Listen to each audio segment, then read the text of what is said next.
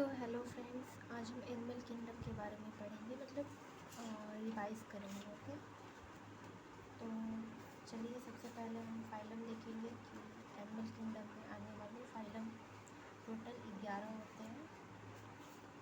आइए आपको एक बार बता देती हूँ 11 फाइलम के नाम याद करवा देती हूँ।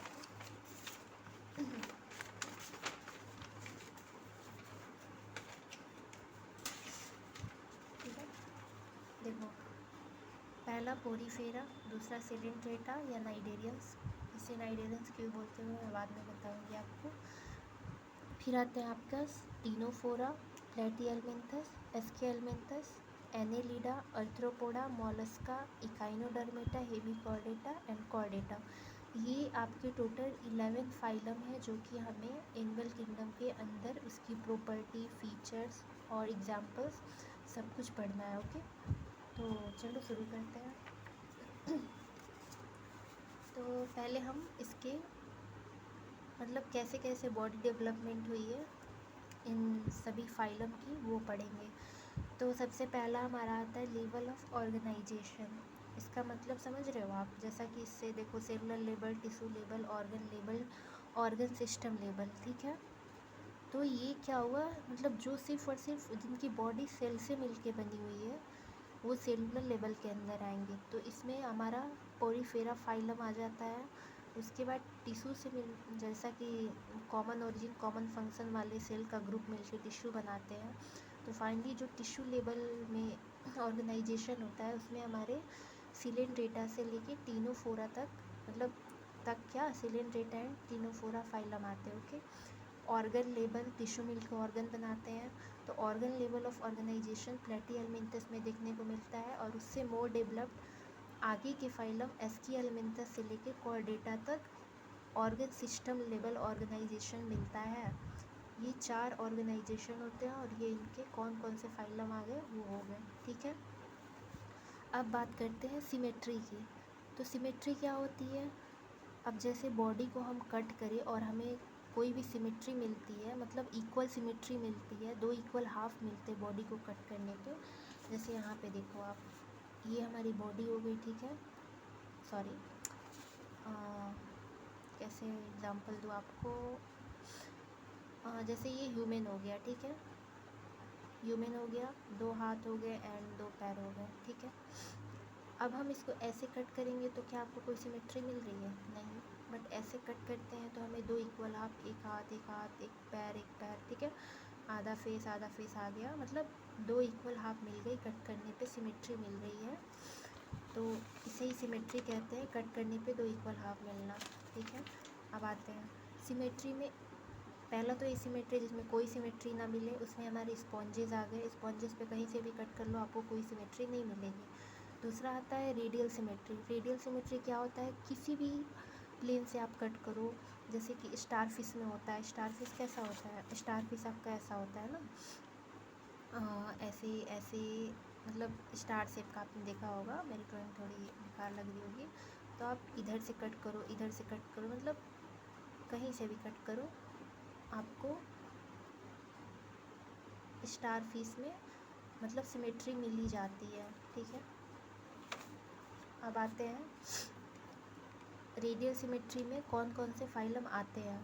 किसी भी प्लेन से कट करने पे 2 इक्वल सिमेट्री मिले, that is called radial symmetry. उसके मतलब उसमें जो फाइलम आते हैं वो हो गए सिलेंट्रेटा, टीनोफोरा और इकाइनोडर्मेटा में सारे इकाइनोडर्मेट्स नहीं, सिर्फ एडल्ट वाले इकाइनोडर्मेट्स रेडियल सिमेट्री शो करते हैं। अब आते हैं बाईलेटरल सिमेट्री के बारे में। तो बाईलेटरल सिमेट्री मतलब एक प्लेन से कट करने पे 2 इक्वल हाफ मिले, सारे प्लेन से नहीं, सिर्फ एक ही प्लेन से कट करने पे 2 इक्वल हाफ मिलते हैं, दैट इज़ कॉल्ड। रेडियल में क्या था, किसी भी प्लेन से कट करने पे।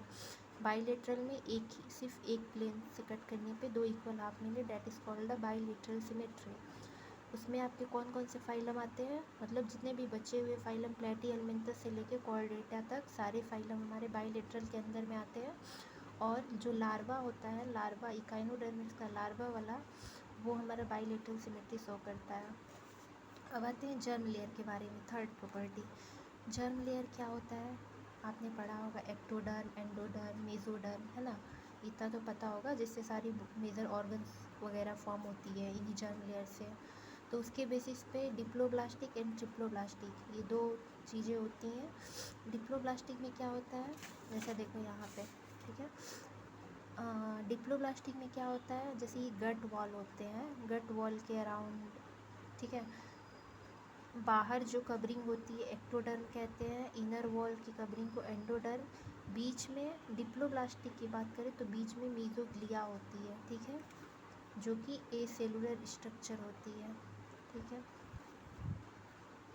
ट्रिप्लोब्लास्टिक में बात करें तो तीनों जर्म लेयर होती हैं, एक्टो एंडो मेजो, एंड बाहर एक्टो, अंदर मीजो, सॉरी अंदर इंडो, एंड बीच में क्या होता है मीजो। दैट्स वाई तीनों लेयर प्रेजेंट होने की वजह से ट्रिप्लोब्लास्टिक और डिप्लोब्लास्टिक सिर्फ 2 ही लेयर होते हैं, मीजोडर्म नहीं होता है, दैट्स वाई डिप्लोब्लास्टिक, ठीक है। अब इसमें कौन कौन फाइलम आते हैं, तो डिप्लोब्लास्टिक में सिलेंट्रेटा टीनोफोरा। अब आप बोले कि पोरीफेरा क्यों नहीं, तो पोरीफेरा जो होता है उसमें तो सिर्फ सेलुलर एग्रीगेट देखा ही था, body level organisation cellular level होती है, तो उसमें कहाँ से आपको मतलब जर्म लेयर ऑर्गन तो कुछ होते ही नहीं है, तो जर्म लेयर का मतलब ही नहीं बनता, ठीक है। तो सिलेंट्रेटा और टीनोफोरा ये दोनों डिप्लोब्लास्टिक में आ गए। उसके अलावा प्लैटीहेलमिन्थस से लेकर कॉर्डेटा तक आपके ट्रिप्लोब्लास्टिक होते हैं। अब बात करते हैं सिलोम की। Coelom mainly body cavity line पे ही है, मेजोडर्म, उसी को सिलोम बोलते हैं। अब किसमें सिलोम होता है किसमें नहीं होता है, किन फाइलम में, वो देखेंगे हम। एसिलोमेट्स का मतलब ए मतलब एब्सेंट में सिलोमेट, एब्सेंट हो सिलोम ना हो, दैट इज़ कॉल्ड एसिलोमेट। उसमें कौन कौन से फाइलम, डिप्लोब्लास्टिक एसिलोमेट में सिलेंट्रेटा टीनोफोरा, ट्रिप्लोब्लास्टिक एसिलोमेट में प्लैटीहेलमिन्थस, ठीक है। सीडोसिलोमेट्स नाम से पता चल रहा है, pseudo means false, false coelom Aschelminthes में मिलता है। सिलोमेट्स जिनमें ट्रू सिलोम मिले उसमें आगे हमारे एनेलिडा से लेके कॉर्डेटा तक फाइलम। तो देख लो आप, ये एसिलोमेट, सीडोसिलोमेट एंड सिलोमेट कौन कौन से फाइलम आगे ये क्लियर हो गया, एंड सिलोम क्या होते हैं वो भी क्लियर हो गया। इन बॉडी कैविटी मेसोडर्म से कवर होते हैं। अब बात करते हैं बॉडी प्लान के बारे में कि बॉडी प्लान क्या होता है, ठीक है। यहाँ पे देखो बॉडी प्लान का मतलब कि आपने डाइजेस्टिव सिस्टम पढ़ा होगा, ठीक है, माउथ, एनस, अलग अलग स्ट्रक्चर होते हैं एनिमल में, मोस्टली हम लोगों में, ह्यूमन में, ओके। तो हमारी बॉडी प्लान मतलब नॉन कॉर्डेट्स में भी कुछ अलग अलग प्रकार के होते हैं। जैसे हम सेलुलर एग्रीगेट मतलब डाइजेशन जो होता है वो सेल एग्रीगेट ही कुछ मिलके बनाते हैं जिनसे डाइजेशन हो जाता है। मेनली सेलुलर एग्रीगेट, कुछ मेजर ऑर्गन की ज़रूरत नहीं पड़ती, कंप्लीट डाइजेस्टिव सिस्टम की ज़रूरत नहीं पड़ती। तो सेल एग्रीगेट हो गया। और दूसरा ब्लाइंड सैक या सिंगल ओपनिंग जिसमें होती है। सिंगल ओपनिंग का मतलब कि माउथ और एनस दोनों मतलब एक ही ओपनिंग में हो, मतलब एक ही से फूड इंटेक भी हो रहा है और एक ही से फूड का डेफिकेशन मतलब फूड आउट भी हो रहा है, यानी दोनों का माउथ और एनस का काम सिंगल ओपनिंग ही कर रहा है। वो हमारा क्या हो गया, ब्लाइंड सेक या इनकम्प्लीट डाइजेशन कह लो।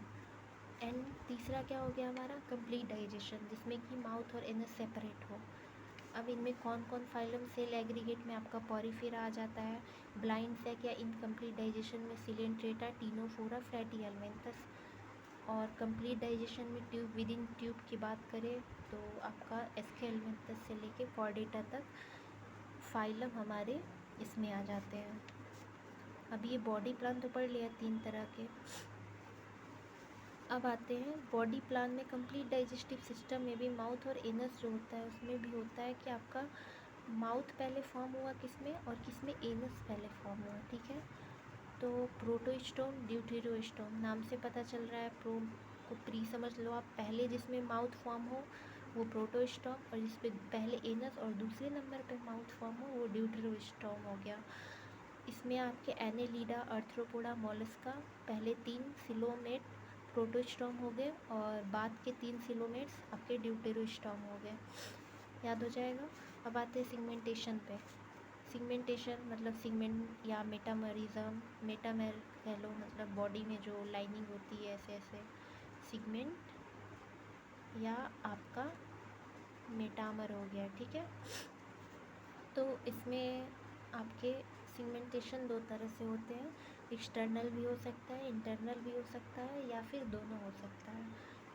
तो सिगमेंटेशन में एनेलिडा होता है, आर्थ्रोपोडा होता है, कॉर्डेटा होता है। एनेलिडा में एक्सटर्नल और इंटरनल दोनों सिगमेंटेशन मिलते हैं, आर्थ्रोपोडा में सिर्फ एक्सटर्नल और कॉर्डेटा में सिर्फ इंटरनल। अब आते हैं सर्कुलेटरी सिस्टम के बारे में। सर्कुलेटरी सिस्टम में open circulatory system, close circulatory system दो होते हैं। क्लोज्ड के बारे में पहले पढ़ेंगे क्योंकि कब एग्जाम्पल्स हैं, ये तीनों आप याद कर लो और उसके बाद जो भी बचा सारे ओपन में आ जाएंगे।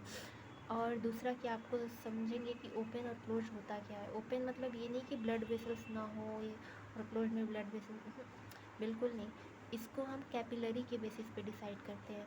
कैपिलरी क्या होते हैं, स्मॉल आपके ब्लड वेसल्स, मतलब स्मॉल ब्लड वेसल जो मेनली आर्टरी वेन दोनों से वे, मतलब जो ब्लड जाता है कैपिलरी से उसे वेन लेके जाता है, और ब्लड कैपिलरी में लाता कौन है, आर्टरी। ठीक है, तो जिसमें कैपिलरी प्रेजेंट होता है वो क्लोज हो गया और जिसमें एब्सेंट होता है वो ओपन हो गया। ठीक है, स्मॉल ब्लड वेसल्स। अब क्लोज की बात करें तो इसमें एनेलिडा, सिफेलोपोडा और कॉर्डेटा ये तीन फाइलम आ जाते हैं। एनेलिडा में लीच को आप छोड़ दो, और सिफेलोपोडा किसका हो गया, होता है मोलस्का का ही, बट मोलस्का में Cephalopoda only for octopus use करते हैं। तो सिफेलोपोडा और कॉर्डेटा, उसके अलावा जो भी बचा सारे ओपन सर्कुलेटरी सिस्टम में आपके आ जाएंगे। अब आते हैं नोटोकॉर्ड क्या होता है।